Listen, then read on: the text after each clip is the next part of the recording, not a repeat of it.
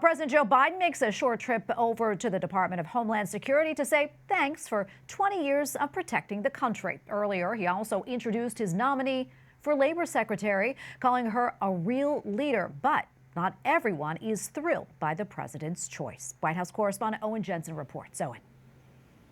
Tracy, good evening to you. In the East Room of the White House today, loud cheers and applause for Labor Secretary nominee Julie Su. In attendance, the president, vice president, cabinet secretaries, lawmakers, and labor leaders. But our nomination, as you mentioned, raising some concerns.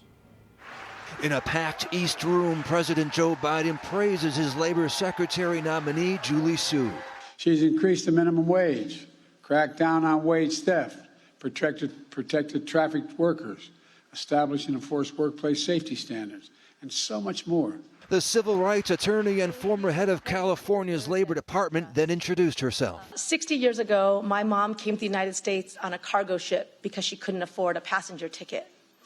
Recently, she got a call from the President of the United States telling her that her daughter was going to be nominated to be U.S. Labor Secretary.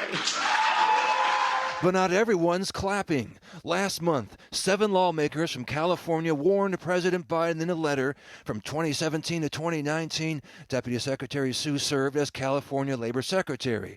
During Ms. Su's tenure, she oversaw 2 highly damaging labor actions. 1, allow one of the largest cases of unemployment insurance fraud to occur. And 2, implemented one of the most destructive labor policies in decades. And a home of the brave.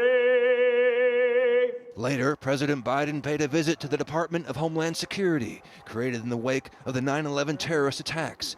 2 decades later, the president thanking those tasked with protecting the nation. Because of you, America is safer, it's stronger, and is better prepared to meet whatever threat we face.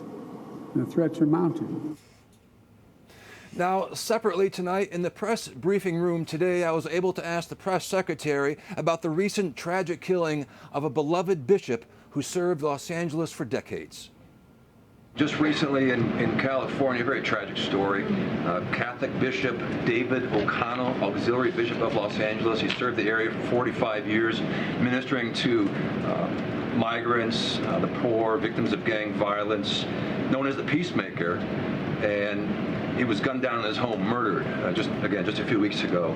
I know the White House is aware of it, but do you have a statement or at least something you want to tell the faithful there in Los Angeles? Absolutely, and I appreciate the question. We do have something that we want to share, which is the President and the First Lady joined Archbishop Gomez, the Archdiocese of Los Angeles, and the entire Catholic community in the mourning of Bishop David O'Connell.